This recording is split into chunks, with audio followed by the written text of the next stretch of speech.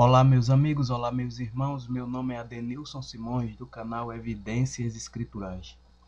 Bom pessoal, por meio desse vídeo eu quero fazer um comentário sobre um hangout a qual eu tive o privilégio de participar com o professor Fábio Sabino sobre algumas questões referentes à escritura.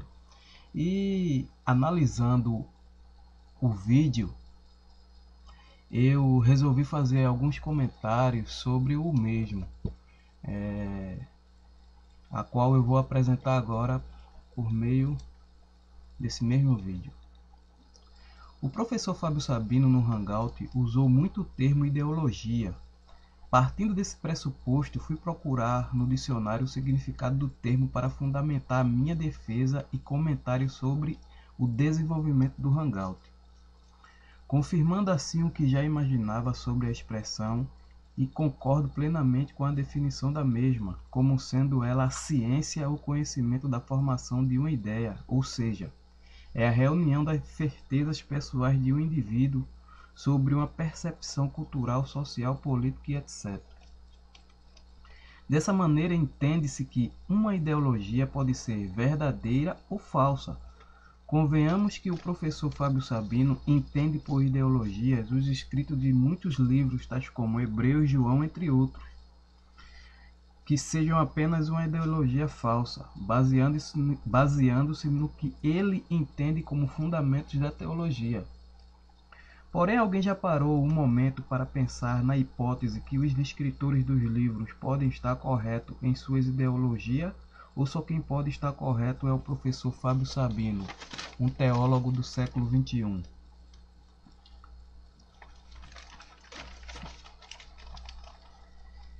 De uma coisa eu tenho certeza, que aquele que isto viu, testificou, ou melhor, testemunhou, sendo verdadeiro o seu testemunho, e ele sabe que diz a verdade, para que também vós o creais. Pergunto, alguém pode fundamentar que o livro de João é falso? Alguém pode confirmar veridicamente que o livro de João, do apóstolo João, ele é de autoria falsa ou é falso reconhecidamente pelos os grandes estudiosos? Alguém pode responder essa pergunta? Porque o mesmo que testemunhou, o mesmo que foi testemunha ocular, ele nos deixou de legado os escritos. Quem lê todo o livro vai perceber isso, que o autor, ele mesmo, é quem testemunhou tudo aquilo que aconteceu e em relação ao Messias e ao Yeshua, o que foi pendurado no madeiro. Eu vou abrir aqui um parêntese dentro desse meu comentário para expor uma determinada linha de raciocínio sobre o escrito do apóstolo João.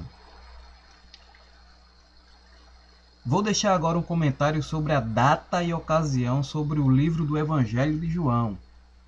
A tradição da igreja primitiva sugere que João escreveu o Evangelho beirando o final de sua vida, em torno do ano 90 DC. Alguns eruditos do final do século XIX e início do século XX, ao abordarem a autoria de João, argumentava que o Evangelho de João não era anterior à segunda metade do século II. As descobertas dos papiros de Rylands, um fragmento manuscrito datado de aproximadamente 125 DC, contendo poucas linhas de João, capítulo 18, e dos rolos dos manuscritos do Mar Morto, que melhoram nossa compreensão da Palestina no século I, levaram a maioria dos estudiosos a retornar à data tradicional do Evangelho. Alguns especialistas foram além,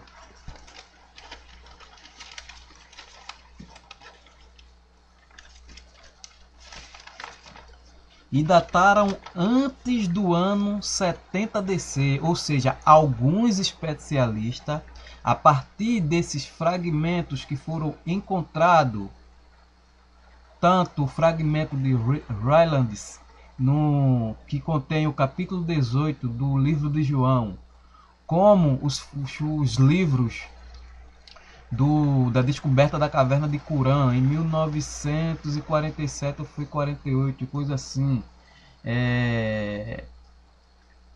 Alguns estudiosos ou até a própria ciência dataram este livro antes mesmo do ano 70 DC. O próprio autor do livro descreve seu propósito ao escrever: para que creiais que Yahushua é o Messias, filho de Yahweh, e para que crendo tenhais vida em seu nome. Isso está escrito em João, capítulo 20, verso 31. Portanto, amigos e irmãos, sabemos que João foi o último apóstolo do Salvador a morrer, segundo alguns historiadores. Sendo assim, quem tem maior peso?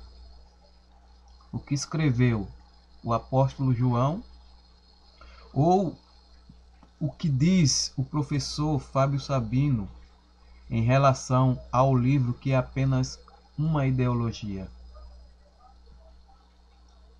E partindo desse pressuposto, entende-se, eu particularmente entendeu que essa ideologia que ele afirma ser os livros, ela é uma ideologia falsa. Isso ele fundamentou por parte da teologia, do que ele estudou da teologia.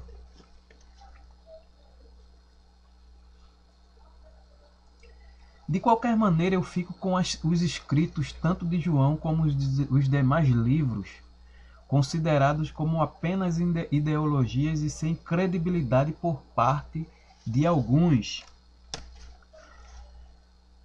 No Hangout eu fiz uma pergunta ao professor sobre as leis cerimoniais, se ela faz parte da lei de Moisés, e a resposta da parte do professor foi que sim, que faz parte. Isso pode ser comprovado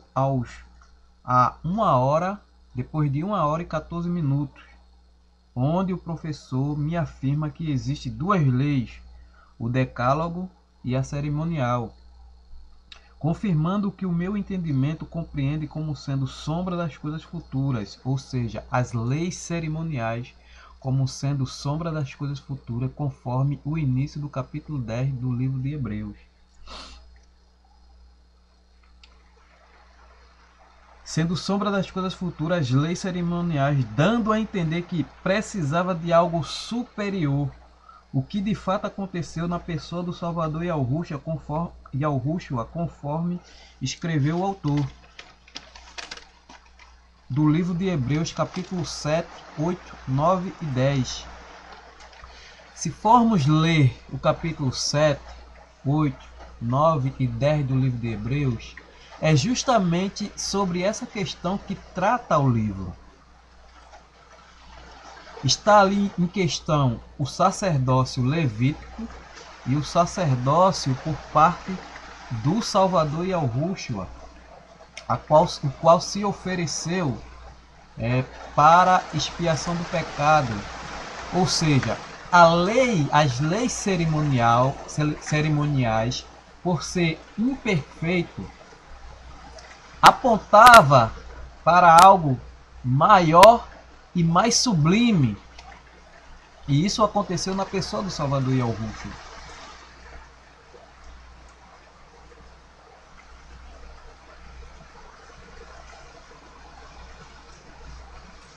O sacerdócio levítico foi dado por intermédio de Moisés e era cheio de falhas, pois tanto os sacerdotes como os sangue dos bodes e touros eram sombras das coisas futuras.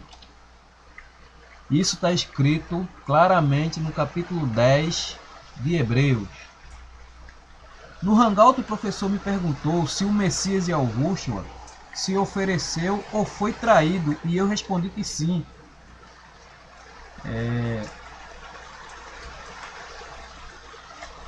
E eu respondi que se formos levar ao pé da letra, o Salvador não se ofereceu conforme escreveu o autor de Hebreus. Porém, se fizermos uma análise acurada dos fatos, chegaremos a outra conclusão. Existem várias evidências nas Escrituras sobre esse assunto. Lendo a história nos Evangelhos, podemos perceber que o Salvador tinha pleno conhecimento da sua missão e que resultaria na sua morte no madeiro, no tempo determinado pelo Criador. Foram inúmeras tentativas frustradas por parte dos fariseus, onde os autores dão a razão do fracasso dos mesmos, e a resposta era: pois ainda não era chegada a sua hora. Mas o Salvador sabia que sua hora estava para chegar, e ele deu muitas provas disso. Vou revelar algumas. Vamos ler aqui no livro de Lucas.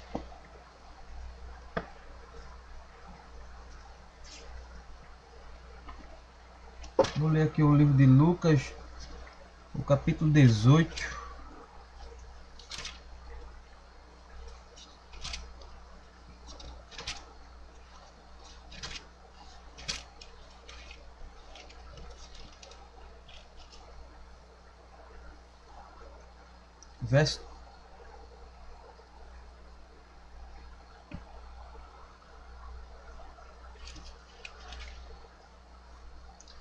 Lucas, verso 18, capítulo 31 ao 34.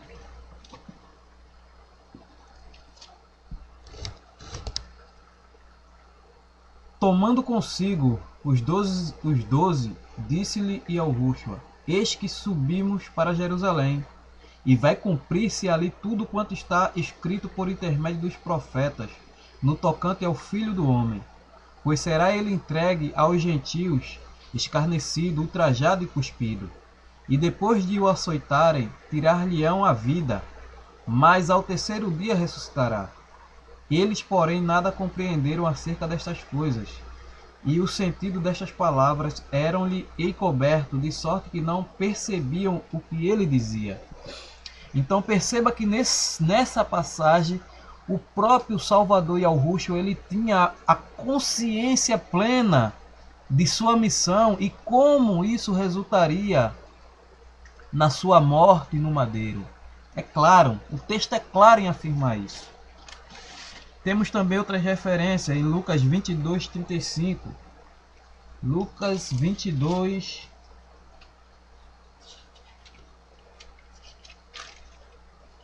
e o verso 35 ao 38.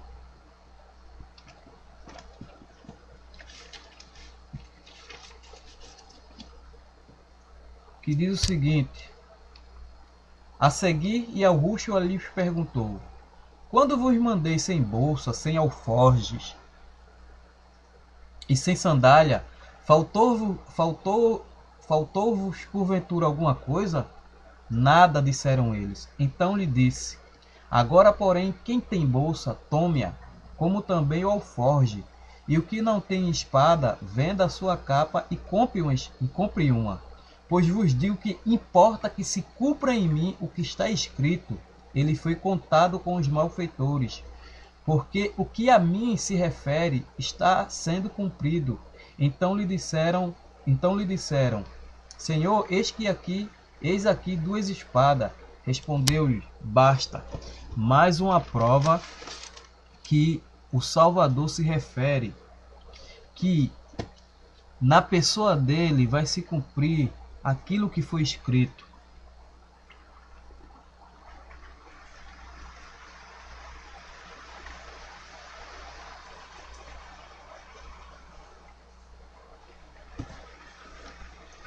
Ele se refere ao capítulo 53, o próprio Salvador, o próprio, não é um midrash de um escritor, mas é a palavra do próprio Salvador, citando as escrituras, capítulo 53 e o verso 12 do livro de Isaías, que diz o seguinte, vamos ler.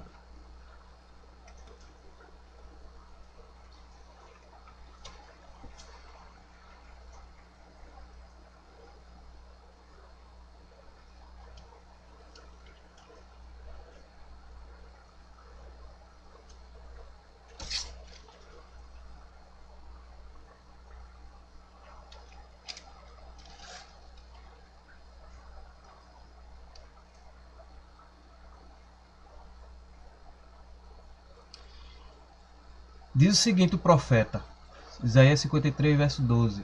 Por isso eu lhe darei muitos como a sua parte, e com os poderosos repartirá ele o despojo, porquanto derramou a sua alma na morte. Foi contado com os transgressores, contudo levou sobre si o pecado de muitos, e pelos transgressores intercedeu. Entre os malfeitores, entre os transgressores, ele foi contado.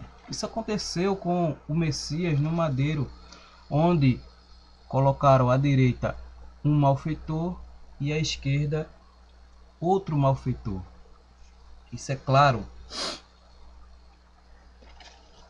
Vamos ler outras passagens que confirmam que o Messias, ele sabia da sua missão e sabia como resultaria, qual seria o resultado da sua missão. Vamos ler também aqui o João capítulo 11, verso 47. João 11, Evangelho de João 11.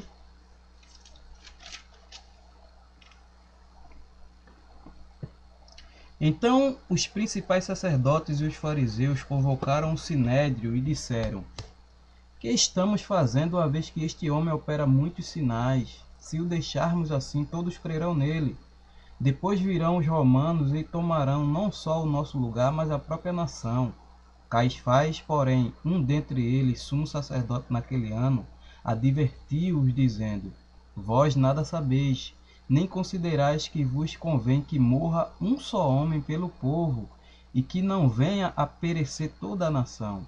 Ora, ele não disse isto de si mesmo, mas sendo sumo sacerdote naquele ano, profetizou que Yahushua estava para morrer pela nação, e não somente pela nação, mas também para reunir em um só corpo os filhos de Yarro que andam dispersos.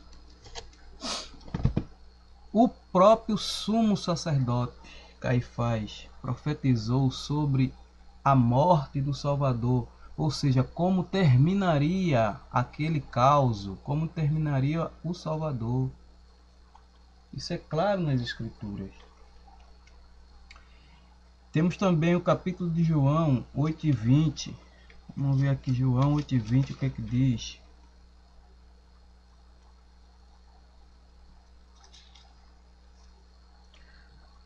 Proferiu ele estas palavras no lugar do gasofilácio, quando ensinava no templo, e ninguém o prendeu, porque não era chegada ainda a sua hora. Esse é o motivo que o Salvador não era preso, porque não havia sido chegado ainda a sua hora. Não havia chegado a sua hora ainda. Ele se livrou de inúmeras tentativas de assassinato pelo simples motivo porque não era chegada a sua hora. Porém, quando chegou a sua hora, ele não relutou de maneira alguma. Porém, o que diz o relato em João 8, do 1 ao 11? Vamos ler o que diz o relato de João, capítulo 18, verso 1 ao 11.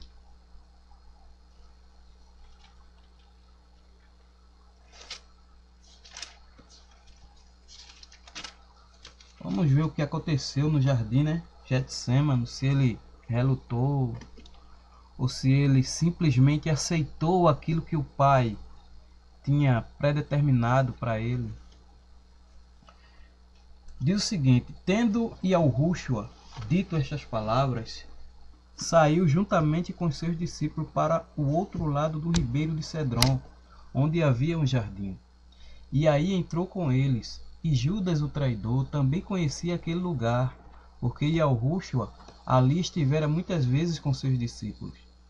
Tendo, pois, Judas recebido a escolta e dos principais sacerdotes e dos fariseus alguns guardas, chegou a este lugar com lanternas, tochas e armas.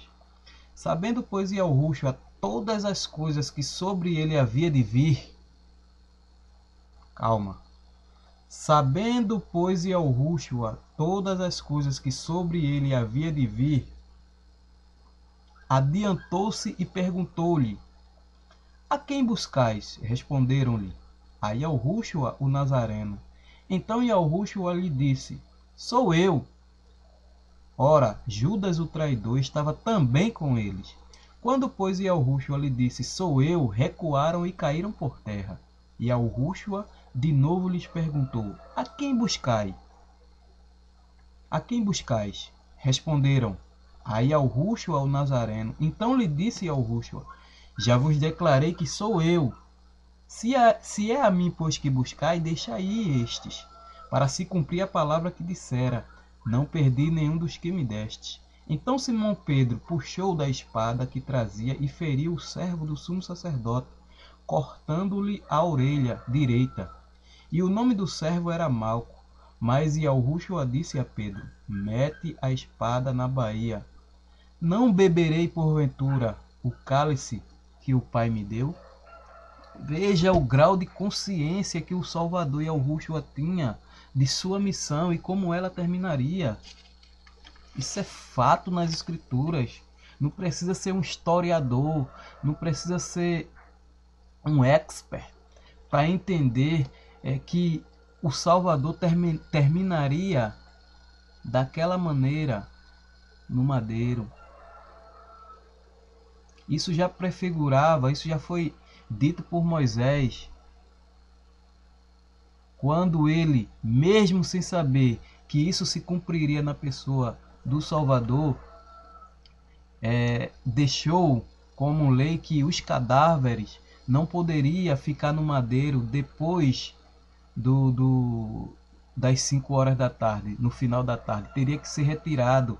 E esse foi o motivo pelo qual os judeus pediram a Pilatos para que retirassem os corpos da cruz, para não contaminar a terra, porque o dia do sábado seria a Páscoa dos judeus. Então, para eles poderem comer a Páscoa e para não contaminarem a terra, eles pediram que quebrassem as pernas do primeiro, do segundo e do próprio Salvador.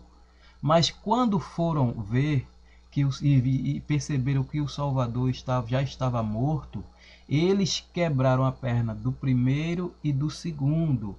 Porém, a do Salvador não quebrou, porque assim deveria se cumprir a Escritura: nenhum dos seus ossos será quebrado.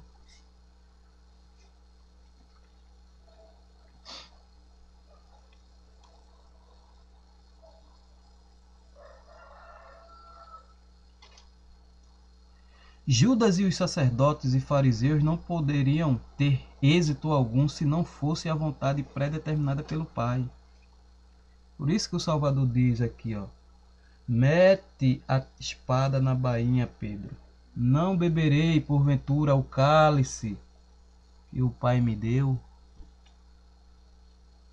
Não beberei porventura o cálice que o Pai me deu.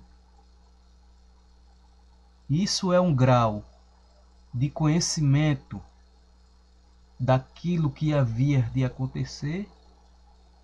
Ou é simplesmente um vagão, uma locomotiva às cegas no escuro? Aí a resposta de cada um.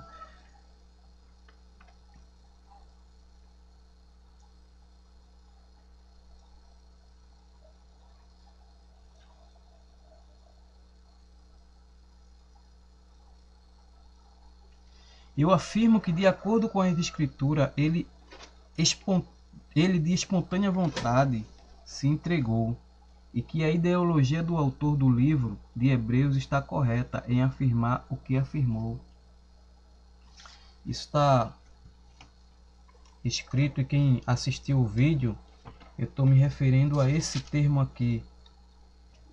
Assim também, o Messias tendo se oferecido uma vez para sempre, aonde o professor Fábio Sabino questionou se a ideologia do escritor de Hebreus está correta quando ele afirma que o Messias, ele a si próprio se ofereceu. Eu digo que sim. Eu entendo, de acordo com a escritura, que sim. E todas as passagens a qual eu revelei aqui no vídeo, eu peço a todos que venham a assistir esse vídeo, que analisem as passagens e o contexto.